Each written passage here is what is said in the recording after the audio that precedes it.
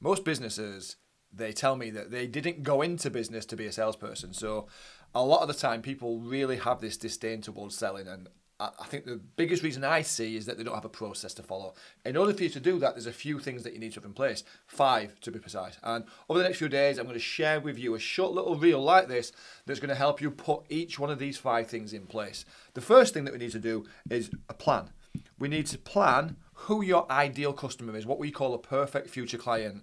Now, in order for you to do that, there's a few things that you need to really understand. The first thing that we need to understand is where they are at the minute. And what I mean by that is there's a few things that we need to have in place. The first thing is we need to know what problems are they facing. That's the P right here.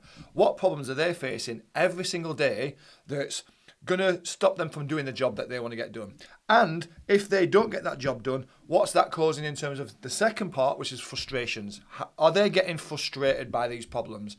Finally, if these problems and these frustrations aren't resolved, what do they fear? What that allows you to do is when you understand that, you can identify exactly what it is that they want.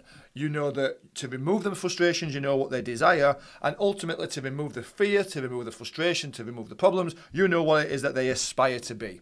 And when you can do this, what it means is that you have complete and utter clarity around your ideal perfect future client. And the next thing that you need to then do is find them. If you don't know where they are, it's going to be really difficult for you to start to attract them for you. Now, there's a thing that you could do is you can go and look in groups.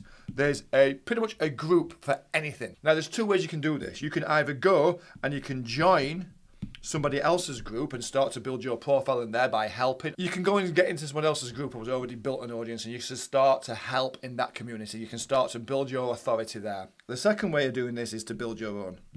So you can build your own community. You start inviting people to your group and start sharing valuable insights in there as well. The next thing that you need to be able to do is get really clear about what your offer is.